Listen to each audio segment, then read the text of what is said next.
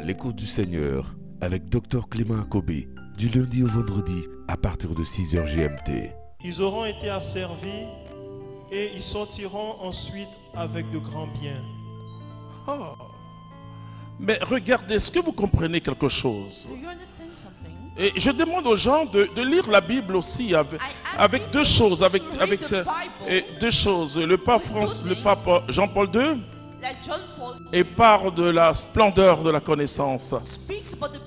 Il parle de la raison et de la foi.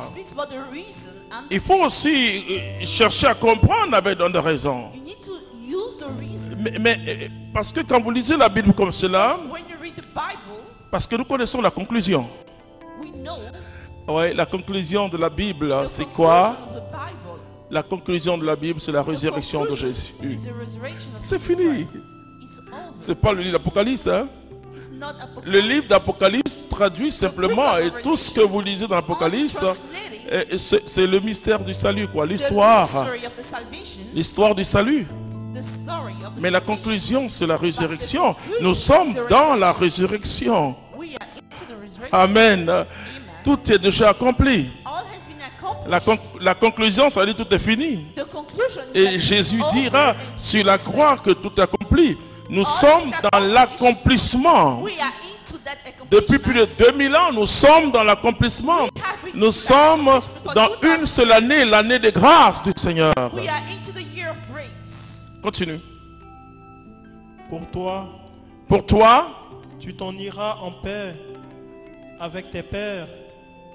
Tu seras enseveli dans une vieillesse heureuse. Heureuse. Je veux que tu ouvres vraiment ton entendement spirituel et pour comprendre ce que je vais enseigner. Et le problème, c'est que nous n'osons pas poser à Dieu certaines questions parce que nous avons une conscience religieuse. On dit, bon, c'est pas sérieux de poser ce genre de questions à Dieu. Mais moi, j'étais mathématicien. Enfin, je veux dire que depuis la 6e jusqu'en terminale, je baignais dans les notes. Ma plus basse note, c'était 16 en mathématiques. Quand j'allais au bac, et j'ai fait un bac D, un bac scientifique, j'ai dit 15 en mathématiques, 15 en sciences nat et 15 en physique-chimie. Et je me souviens qu'à l'oral de l'anglais, l'examinateur m'a demandé quelle note vous voulez, monsieur. Oh, je lui ai dit, écrivez 8 en anglais. Il dit, c'est pas possible.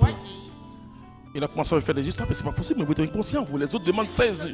Je dis, monsieur, j'ai besoin de 8, c'est ce que j'ai calculé moi. Bon, il m'a donné 10. Bon, je dis, bon, d'accord. Alors, quand je rencontre le Seigneur, je ne mets pas en parenthèse mon intelligence. Je veux le connaître. D'ailleurs, un des traits très forts de la doctrine catholique, c'est que par notre connaissance, notre intelligence, nous avons quelques aperçus sur l'existence de Dieu. Nous n'avons pas la connaissance spirituelle, mais quand même en regardant les choses, on dit il y a vraiment un être fort. Nous ne faisons pas comme, vous voyez, je vois encore des scientifiques chrétiens, enfin des baptisés, qui parlent de la nature est généreuse. C'est mon Dieu qui est généreux. C'est mon Dieu qui a tout fait. Alors je bénis tous ceux qui ont, et comme mes frères musulmans et mes frères juifs, dans les écoles coraniques, on apprend à l'enfant que c'est Dieu qui a créé le monde. Et chez les juifs, on leur dit, voici ce que Dieu a créé le monde. Et voici ce que les gens disent. Que le monde a été créé par un Big Bang. Choc des planètes. Et cette vision met le monde en guerre. Parce que si tu as été créé par une telle violence, et que par l'explosion, et il y a eu des toutes petites molécules ou quoi qui sont créées, en fait c'est trop compliqué pour moi. Mon intelligence n'arrive pas.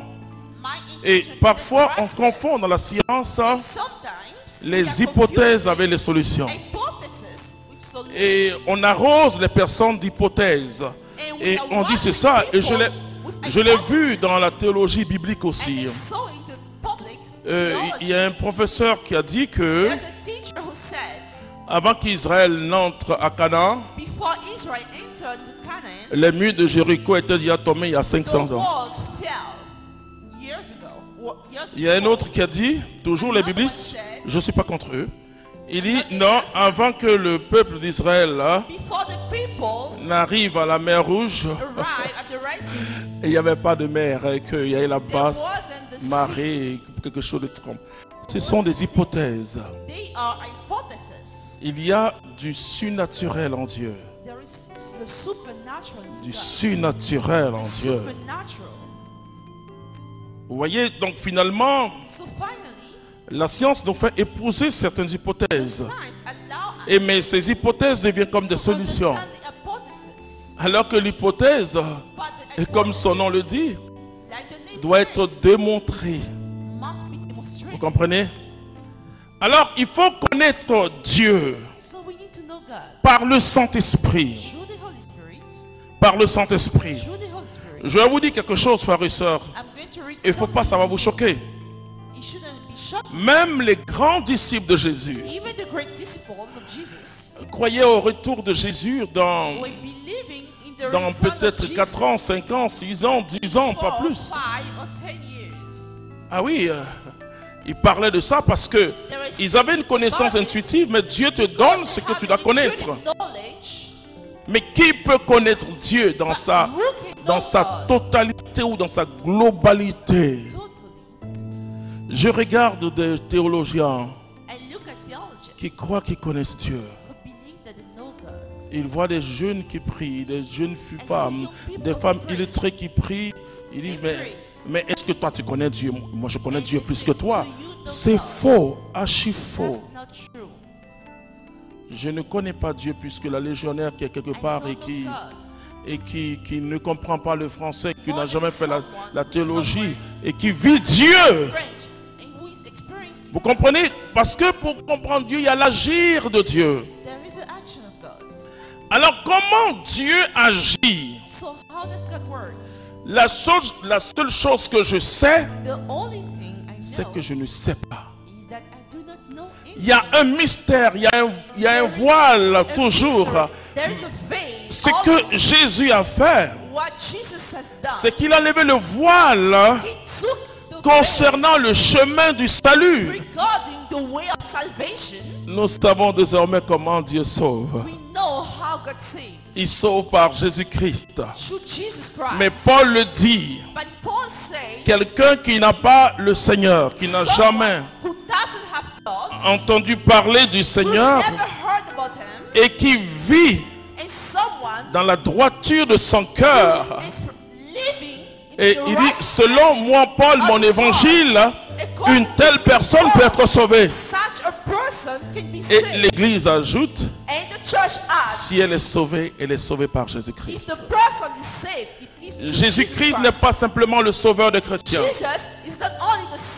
Il est le sauveur du genre humain. Toi qui m'écoutes, quelle que soit ta religion, et je bénis le Seigneur pour tant de juifs et de musulmans qui me suivent. Jésus est le sauveur du genre humain. Et nous croyons que les autres ne sont pas sauvés. Mais qui tu es? Paul dit, si ceux qui n'ont jamais entendu parler de Jésus et qui vivent selon la droiture de leur cœur. Et là je lis Romains chapitre 2, il dit, ils seront sauvés selon moi, Paul, mon évangile. C'est-à-dire la bonne nouvelle que j'annonce, parce que l'évangile c'est la bonne nouvelle. Vous voyez ce Dieu merveilleux qui dit que les prostituées vont vous dépasser dans le royaume de Dieu. Alors ce révérend pasteur qui dit que le catholicisme c'est la salle d'attente de l'enfer. Alors non, un jour quand on m'a dit ça, j'ai eu le vertige. Non, je n'attaque pas. Moi, je suis catholique, je n'attaque pas. Mais quand j'ai eu le vertige, c'était normal. J'ai dit, est-ce qu'il a lu que les prostituées vont nous dépasser?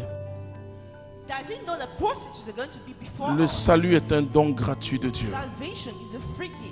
Le salut n'est pas en fonction de mes mérites, mais du mérite de Jésus sur la croix. C'était à l'écoute du Seigneur. N'oubliez pas de liker et de partager pour édifier quelqu'un. Dieu vous bénisse.